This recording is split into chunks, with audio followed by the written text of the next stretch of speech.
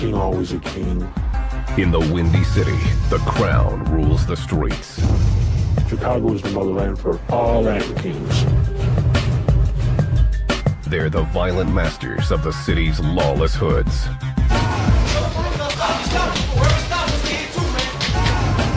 Protect the brown pride. The manifesto says kings die, but we multiply. You can rob people, you can shoot people, you can do whatever you want to do. The Latin kings. They'll kill anyone to keep their kingdom pure. They'll sell you out, backstab you, put an SOS on you, slam on sight. Latin Kings in Chicago is the most vicious, brutal, law-breaking gang ever made.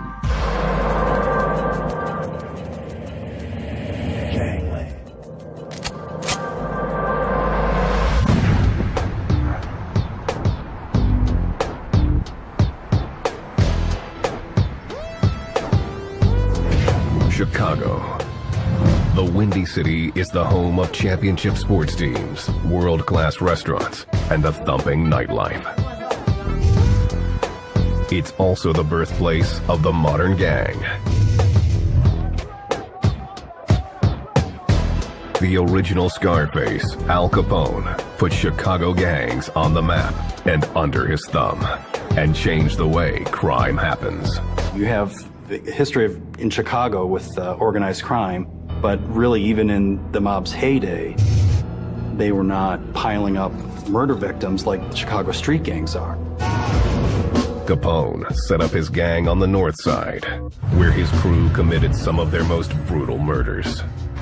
Today, Chicago's gangland is run from Humboldt Park. Humboldt Park has two sides. The east side of Humboldt Park and then the west side of Humboldt Park is ran by Latin Kings. Humboldt Park is the birthplace of the almighty Latin King and Queen nation, the heart of their kingdom. Might vary to about 20, 30, 40, 50 members on a block. Here's where you got a lot of dominant Latin kings here. It's going to save your L as a Latin for the Latin. It's going to give you numbers. It's going to have a 2. It's going to have a 7. It's going to tell you where they're from 27th. Here's an actual street, 27th and Drake. The Kings, without dispute, are the toughest and best organized gang in Chicago. These guys are very lethal, and they'll be quick to do what they have to do. Either kill that motherfucker, get on, beat him, nothing is a problem. You know what I'm saying? Because you're a Latin King. Big T asked to have his identity disguised. He's a former enforcer for the Latin Kings who grew up in Humboldt Park and joined the gang when he was 15. I was in love with gangbanging. I was in love with making money. I was in love with I was in love with the whole package. His story is not unique. The gang has recruited an estimated 25,000 members from across the entire city. There are too many of us. You can't get rid of us. We're here to stay. It's true not just in Chicago, but across the United States. Chicago Latin Kings are the biggest Hispanic gang in Chicago and the country. The Latin Kings are 50,000 strong nationwide, making them a super gang, with huge chapters in 4 corners of the U.S., including Los Angeles and New York. Yet all roads lead back to the motherland, Chicago, where the Latin Kings desire just 3 things. And money and power, and drugs. From meth to cocaine to marijuana, they own Chicago's drug trade. The way you make the money is by selling drugs, whether it's cocaine, whether it's marijuana, whether it's ecstasy. That's what it takes to make money. Some drugs are sold secretly from legitimate businesses. Fruit markets, restaurants, little dives. They know people like to eat in little dives that are not expensive, so they use their dope money, open one up, and hey, I can sling dope at a tamale stand. I can bring a kilo across in a battery, pushing a paleta cart. The nation, unlike most gangs, allows women to be full members. They are called the Latin Queens, and they're every bit as hardcore as the Kings. I had drugs in and out of my house like water. All I had to do was pick up the phone and make a phone call, and I had what I wanted, when I wanted it. Sonia Rodriguez asked to have her identity concealed. Her street name is Lady Q.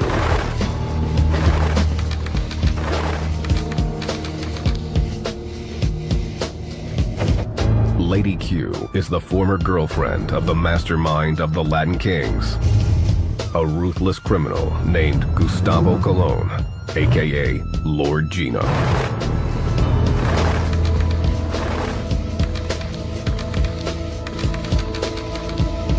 It was rough. Being Gino's girl is rough. It's like being with the whole Latin King nation. Lord Gino has been locked up for decades, but managed to build the King's criminal empire from behind bars. Lady Q helped him run the streets. And I was Gino's eyes and ears. So if I knew that one of the guys was trying to get over on him, whether it was a drug deal or just scamming on him, I used to bring it to Gino's attention. That person used to be dealt with on the spot. Lord Gino is currently behind bars at the Supermax prison in Florence, Colorado. He's on lockdown alongside some of the country's most notorious criminals, but that has done little to diminish his power. You know, he was the original Latin Kings. He is the man. Lord Gino is, we consider him as a Corona.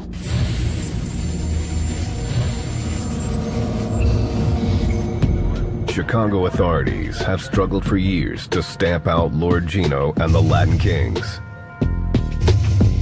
And they've learned there's just one way to do it: divide and conquer.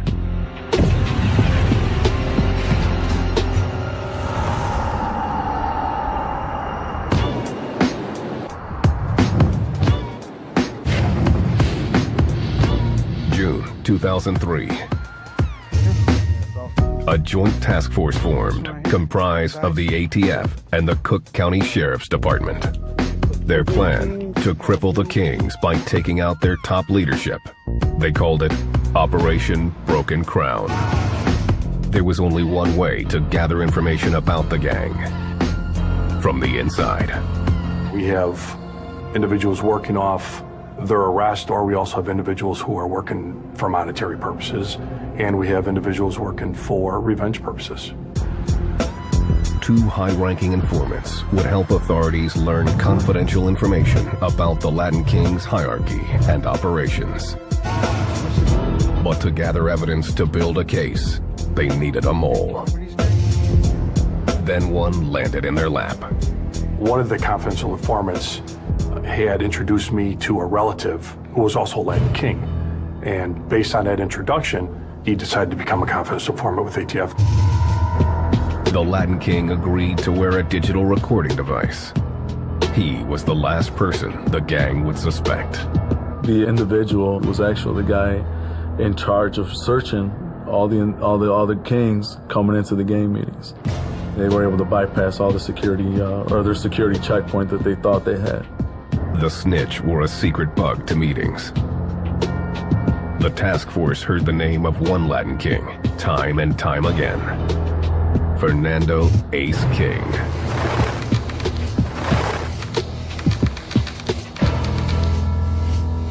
He is feared amongst the Kings. He is a very violent individual. Ace was the #2 Latin King leader in Chicago. He provided protection for gang members in the drug trade and was known for his quick temper and brutality.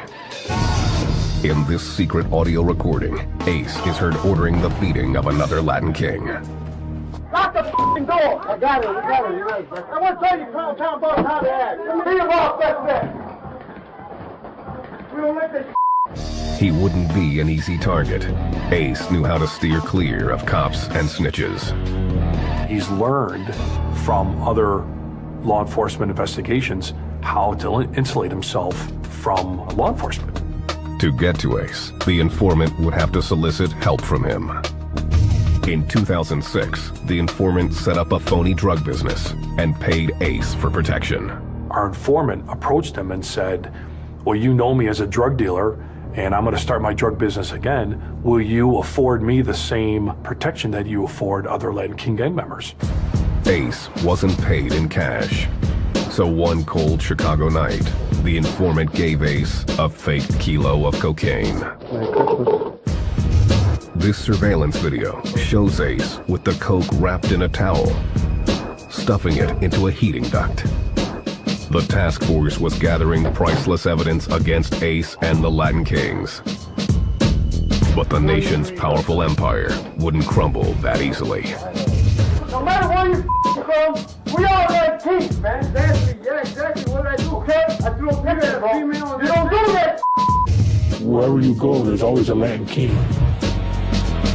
Or just that big.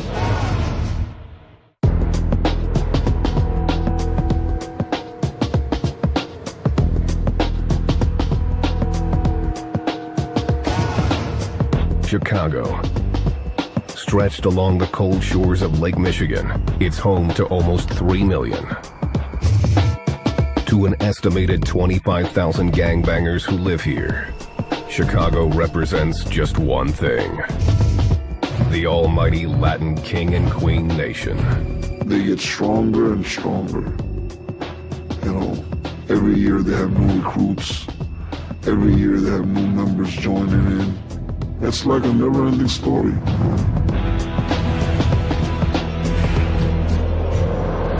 The story of the Latin Kings begins in the 1940s, when Puerto Ricans and Mexicans fled political upheaval and sought refuge in Chicago. Instead, many Spanish-speaking immigrants found racism. The one thing that set an impression to me when I was in the United States was the unfairness that was shown blatantly by people in authority towards the people of color. The immigrants responded by forming what they called social groups, claiming that they strengthened their sense of community. One of those was the Latin Kings. Latin Kings was actually formed to protect the people. Back in the days, it was to help secure the neighborhood. In the 1960s, the Latin Kings found themselves in the thick of the civil rights movement, working to change the system. They weren't a gang of thugs. They got the people together. They registered them to vote. They pushed for education, for equal rights. This dream of change didn't last long. The culprit, heroin. The Latin Kings saw there was money to be made from addiction, and the nation took a new course. The drug trade got introduced into the neighborhood. The easy money and the greed. People were getting killed left and right. By the early 1970s, the former community group earned a new label as more and more kings got into dealing. You're fighting, fight might lead to shooting or whatever it might end up being, where now it becomes a street gang. Two young leaders began to emerge as the gang's ranks swelled. On the south side, it was Raul Gonzalez, a Mexican also known as Baby King, or BK. On the north side, it was a Puerto Rican named Gustavo Colon, known as Gino. Even at the age of 18, he stood out. He did have that kind of power and that kind of charisma. His stature was that big. The Chicago PD was noticing Gino as well, for all the wrong reasons. On September 28, 1972, they charged Gino with shooting and killing another teen in the Humboldt Park neighborhood. Gino was convicted of murder and sent to Stateville Prison in Joliet, Illinois, for 30 to 60 years. Once inside, he began to compose a system of intricate laws for the Latin Kings. He called it a constitution. While he was in prison, he made those codes of conduct and the rules for all the Latin Kings all over. And then they were all spread out to all the nation, to the hoods, and everybody had to abide by those rules. The code of conduct became the lifeblood of the nation. Back then, it was straight. You were a Latin King, you had to learn your laws, you had to know what your beliefs were. Puerto Rican immigrant Raimundo Sanchez was only too willing to follow Gino's rules. the 11-year-old lived in fear of an abusive stepfather and wanted a way out. I remember he pulled out a 38 snub nose and he put it up my head. He cocked the hammer, and my sister and my mother came running and got between the gun, and so he didn't get a chance to shoot me. His escape was hanging with the Latin kings in his neighborhood. They were kids that basically accepted me for who I was, where I was allowed to express myself. He even tried to sell the kings the gun his stepfather had pulled on him. They wouldn't buy it basically because they knew I hung out with them. That's going to be the first place the cops come looking for that gun. In 1975, Raimundo became a Latin king by way of a violation.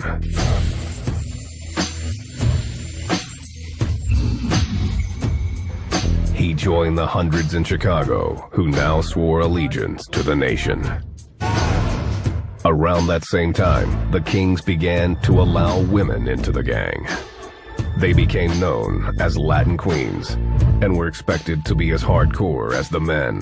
We used to go out there and beat up people and shoot at people and carry drugs and slang drugs, just like the Latin Kings. It didn't make a difference. We were just female. 15-year-old Sonia Rodriguez, a.k.a. Lady Q, endured a 3-minute beating to join the gang. Before long, she was running her own 6-woman crew. The Queensmen back in the days were badasses. At the time, I felt like I was on top of the world. I thought I won a gold medal. Her crew was pushing cocaine and making money. Back then, it was all about making money and trafficking drugs. That was me. I've never seen so many drugs and money than at the time I was a Latin Queen. Well, it's like an expansion of a store. If you weren't willing to be violent and fight for that store, then you weren't welcome. While the gang had other leaders, like BK, Gino was eclipsing them from his prison cell and becoming the face of the Latin Kings. By 1983, he held the title of Corona and was being called Lord Gino by everyone. Lord Gino carried himself like royalty and held court with only a select few. Lord Gino would only deal with a certain amount of people. He would never have direct contact with some of the underlings. He would more or less shield himself from the amount of people who could damage him. Most accepted Lord Gino's leadership, except for Lady Q. When word got back that Gino's authority was being questioned, he asked her to visit him at Stateville Prison. This beautiful, handsome man came up to me talking about what you got to say now. And I looked at him, I repeated every word. And ever since that day, he didn't want me to visit nobody. I had to go see him personally. We trusted each other, and there was nothing that I couldn't tell that man. She became Lord Gino's private liaison and greased the wheels with some of his most important allies, the prison guards. I used to meet guards on the south side and pay them off, and they used to take a certain amount of drugs into the penitentiaries for us. Under Lord Gino's guidance, the Kings were taking over Illinois' prisons. Latin Kings are the ones, they receive all the drugs in the prison system. And if you want any kind of drugs, you have to go through a Latin King. In 1985, Big T, an enforcer for the Kings, landed in prison on drug charges. His punishment only furthered his business. I was still holding it down in the prison because I was still a Latin King, and people still feared me in the prison. I was still winning the deck that I was on.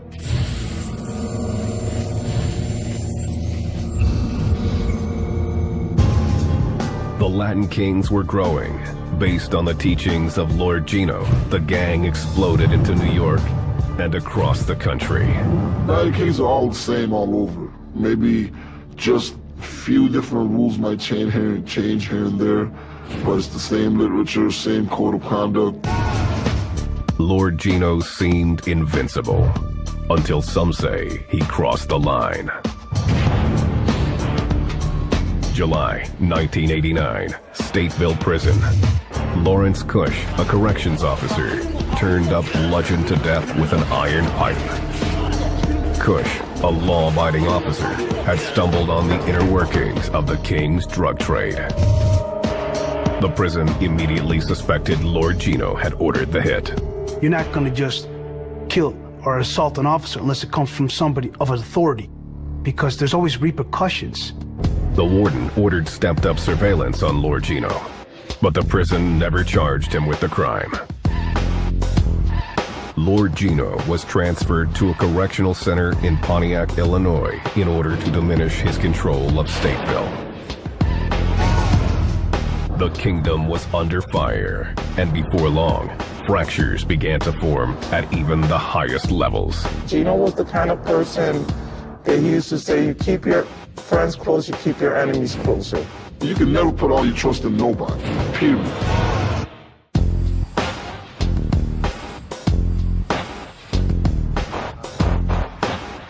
The almighty Latin King and Queen Nation. Born and bred in the Humboldt Park neighborhood in Chicago. The oldest and largest Hispanic gang in America. It can be found in almost every state. You got brothers from Texas, from New York, from Connecticut, North Carolina, South Carolina, California, basically in almost 41 states. The super gang follows an intricate system of rules, symbols, and hierarchies dreamed up by the King of Kings, Gustavo Colon, aka Lord Gino. There's literature and, it's just so much more organized than any other street gang. That organization starts with the gang structure, which mimics a corporation. In Chicago, it's divided into regions: Montrose, Humboldt Park, South Chicago, Little Village, and Crown Town.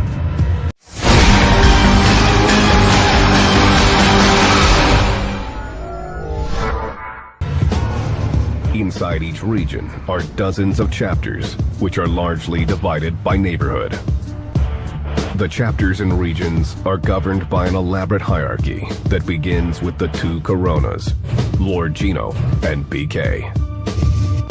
Then come regional officers, similar to generals. There would be 15 to 20 chapters to one region officer. It would go from those Coronas to the region officers. The region officers had a certain amount of chapters under them. Nation enforcers were to run all the chapters under them. The power flows downward. At the top of each chapter are Incas, the highest-ranking officers. The cacique, Spanish for chief, is second in command. Each chapter has an enforcer who makes sure everyone follows the rules. Finally, there are the Latin King soldiers, the backbone of the gang. It's basically a chain of command, and everybody has to follow it. The street soldiers patrol the streets, guarding the king's turf from rivals like the Satan disciples. As the Satan disciple killer, kings are disrespecting Satan disciples. We got people hiding on the roofs with the guns. Well, you whistle, and you'll see Latin Kings pouring out of every corner. In a city like Chicago, recruiting is a top priority. There's no age limit or race requirement, and recruits come from all over the metro area. All that matters is their willingness to put in work. You could be young as 10 years old. It really doesn't have a number. If you got the heart to do it and you can prove it, we'll initiate you right in. The Kings call potential recruits the new generation. The first step to joining the nation is enduring a brutal violation. Big T ordered scores of these beatings. You could get initiated by taking a violation in, which is a 3-minute violation. You got any tattoos on you? The recruits might also have to commit a crime as proof of their loyalty. You check them already? You still want to turn in the Latin King, we might send you to do hits. Pull up your pants, man. Where do you stay at? We might send you to do some missions. We might have you shoot somebody, have you rob somebody, have you do some, things in the hood to prove yourself. It's only after passing these physical tests that a recruit can learn the teachings of the nation. the soldier must memorize the rules and swear to honor them. Everybody had to abide by those rules, and they took that really seriously. And they really followed those rules, which is the reason of their success. To the Latin Kings, every letter, every word, every action stands for something. Almighty stands for a love measured in great harmony toward Java. In Latin is Latin American tribe illuminating naturally. In Kings is knowledge indestructible nobility going strings. In nation is natural allies together in one nucleus. The Latin Queens are also a critical part of the gang. They're recruited and expected to perform. We used to look out for the guys when they were going to go do their dirt. But as time went by, the girls got in as bad as the guys. I mean, they won't think about it twice in taking your life if they found themselves in that situation. They're used for holding our guns. We set them off on a mission where they wouldn't suspect two females to come at them. We'd set them to go pull a hit. We'd set them to do things for us in our neighborhoods where they wouldn't suspect women at all. But they are Latin Queens. Latin Kings and Queens promise to follow 5 guiding principles. Once a king, always a king. No king shall engage in gay acts. No kings are supposed to be collaborating with the media. And no king is to lead the nation without the approval from those coronas. And one king moves, all kings move. Those who break the rules are disciplined at weekly meetings. During these game meetings, they have their leader who plays the judge. You have a legal coordinator who has to represent the guy, and they decide, well, this person's going to get kicked out of the gang if he's going to get violated.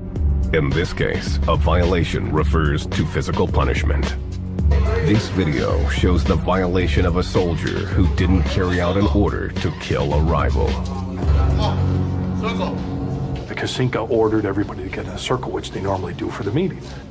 And then after that, everybody in that house was told to beat that Latin King gang member. They gave him basically a minute violation head to toe. The gang members were getting tired after about a minute. They stopped, and the Inca said, no, continue. Don't stop, man. Don't stop, Joe. Don't stop. We stop. Whoever stops, we get in too, man. The nation's ultimate discipline is called the Gold Crush.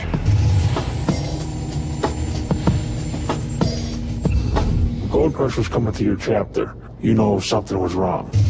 That's what they call the nation enforcer, with about 12 other guys that was coming to visit the Inca because he knew he screwed up.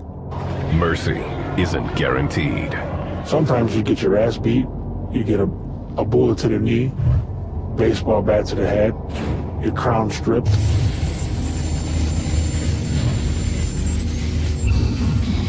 Sometimes even death.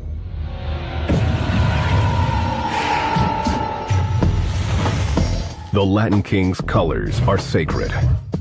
The colors that we stand for and we believe in, which is black and gold. Gold is for the sun, where we pray to Java as we face the east. And black is for darkness amongst all enemies. Their favored symbols are the crown and the lion, icons of courage and pride. These symbols show up everywhere, including the gang's ink. Every Latin King is required to have a tattoo of a crown or just the initials of Latin Kings or dots. The Latin King, that's the only thing that they got love for. Everything else, they say f*** them. The crown also shows up in their tags, which mark their territory. The kings on Chicago's South Side, who are largely of Mexican descent, traditionally represent with the 5-point crown. The 5 points represent love, honor, obedience, sacrifice, and righteousness. If you're in Latin King territory, you would definitely see markings of a crown with L on one side of it and a K on the other side of it, which stands for Latin Kings. Latin King Nation, it's got the 5-point crown. The Latin Kings are also known to sport a 3-point crown. The three-point crown is primarily used by the Puerto Rican Latin Kings. The Latin King's gang sign resembles the three-point crown, with index, thumb, and little fingers pointed up. Our three-point crown is knowledge, wisdom, and understanding.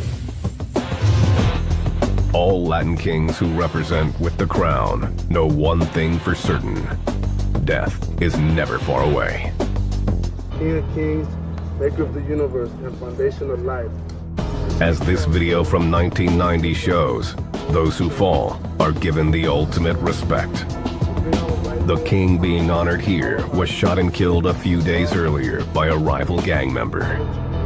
King loved yesterday, today, tomorrow, always, and forever. Amor. Amor. Death may be a reality for the kings, but the message to other gangs remains clear. If you mess with one Latin king, you mess with the entire nation. You walk around in the wrong neighborhood with wrong colors, you might get stopped, you might get checked, you might even get shot at. So you gotta know where you're at when you're in Chicago. Motherfuckers out here, they ain't playing around.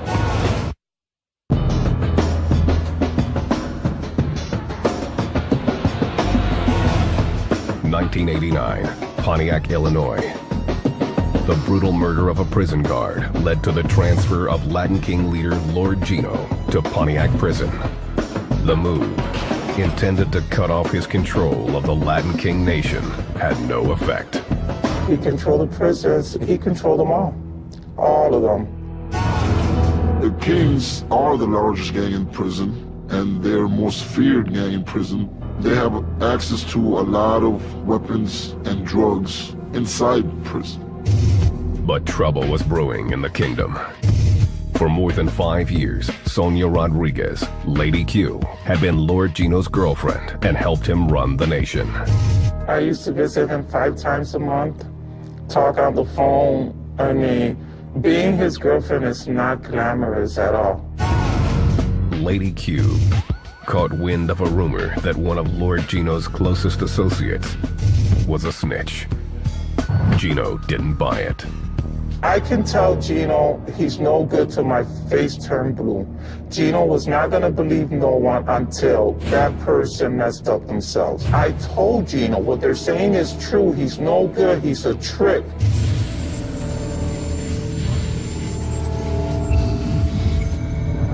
Soon, Lady Q made a request of the Corona. She was tired of the life and asked Lord Gino to retire. I wanted him to give up his crown, do his time, get out, and make a life with me. That's what I wanted. Lord Gino refused. I guess the power was all to him. That's all that really mattered at the time, was having that power. Lady Q walked away from Gino and her standing as the Queen of Queens. It didn't take long for Lord Gino to find a replacement. In 1990, he was transferred again, this time to Menard Correctional Facility, 350 miles south of Chicago. There, he legally married Marisol Rodriguez. Like Lady Q before her, she became his eyes and ears. He's collaborating with his wife, and he sends a lot of messages through her to the streets. Lord Gino's power seemed undiminished, and he was close to being a free man. In 1997, Lord Gino was finally eligible for parole after spending 25 years in various prisons. He had no idea that behind the scenes, the ATF had been quietly building a federal case against him, uncovering proof of his drug business. He had numerous cell phones. Even as cell phones were starting to become new wave, he had a network that he was able to communicate with people on the outside. Lord Gino was granted parole and scheduled to be released from prison. The nation was prepared to receive its king. Every chapter was on standby because there was going to be a big nation party that weekend for him. At the last minute, the ATF dramatically took Lord Gino into custody before he even left his cell. Gino Colon was taken out on a stretcher and bound to the stretcher. We knew that if we went down there in force and showed up, we were causing a possible problem for the prison population. He was charged with conspiracy, contributing drug trafficking, and all kinds of charges. Gino's wife, Marisol, was also charged with conspiring to distribute cocaine, heroin, and marijuana. The Latin Kings were stunned. Bam! Just knocked their head off. Wow. Everybody started pointing fingers, everybody started talking about it was this brother, it was that brother, it was his wife gave him. There was all kinds of rumors going around. I cried. I was actually sitting in my kitchen, and my sister called me, and she's like, Gino's on the news. And I turned on the news, and I'm like, wow, again.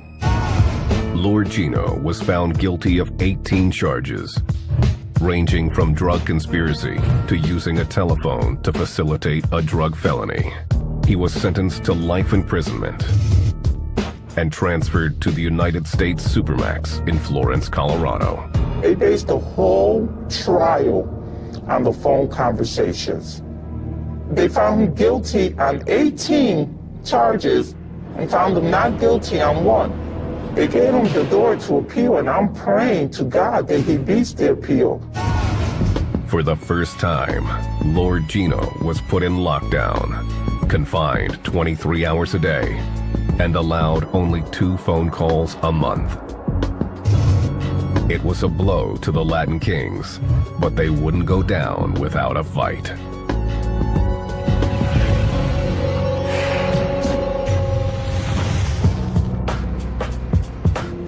From 1997 to 2003, the Latin Kings expanded their criminal enterprise in Chicago.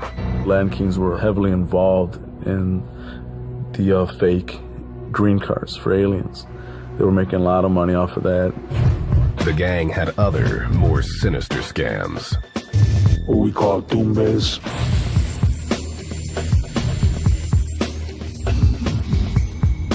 Means we find a drug dealer who's in the neighborhood. He's not paying taxes to us, so we go and stick up his house and take all his dope and money. They started to create legitimate businesses. Any type of business that's a cash business, because you're allowed to funnel money through it.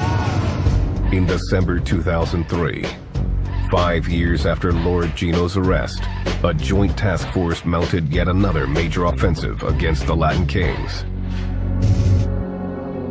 Operation Broken Crown. For 3 years, the task force gathered hundreds of hours of secret tapes, wires, and recordings, including this violation of a gang member.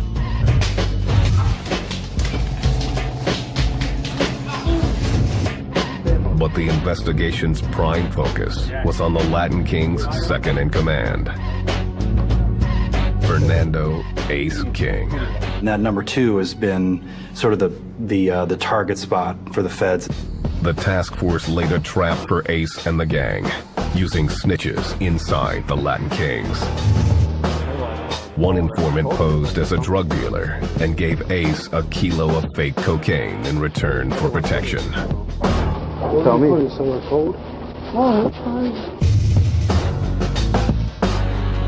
On December 5th, 2006, the feds sprung their trap.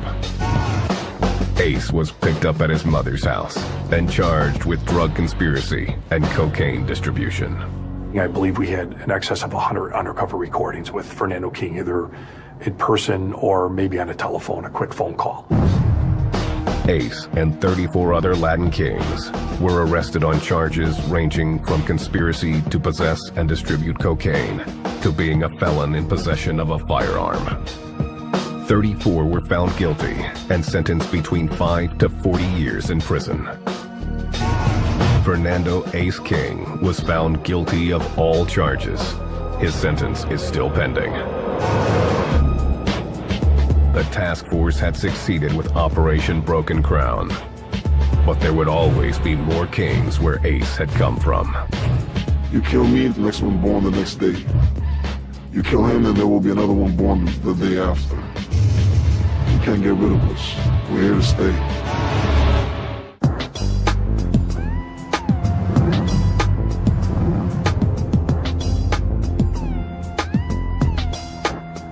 nearly 40 years, the Latin Kings have ruled Chicago. Their leader, Lord Gino, the almighty Corona, has spent most of that time in prison. Gino is now in exile in the Colorado Supermax prison, cut off from the nation he built from behind bars. His power is diminished, but not extinguished. Lord Gino is, we consider him as a Corona. There's certain kings out there that don't give a about him. He ain't nobody no more. He's locked up. But a lot of people fail to realize that, yeah, he's locked up, but he has business still from his wife. Whether you are an old school king or a new school, you know who Lord Gino is, and you know that you have to give your respects to the man regardless. The ATF and Cook County Sheriff's Department Joint Task Force says that with 35 convictions of high-ranking Latin kings, Operation Broken Crown was a success.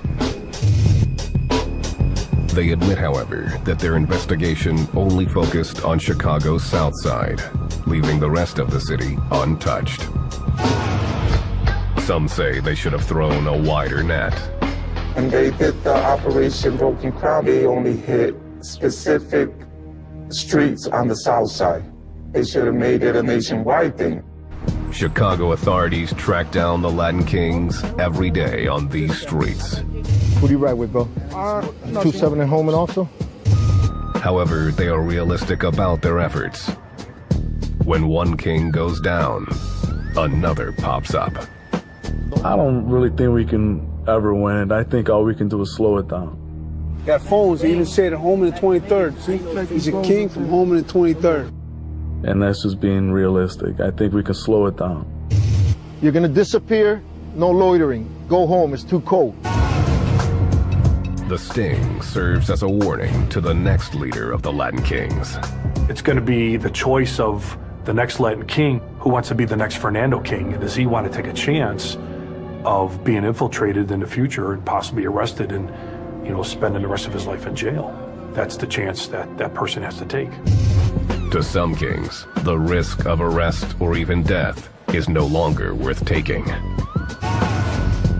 Lady Q left the nation for good in the 1990s after she ended her relationship with Lord Gino.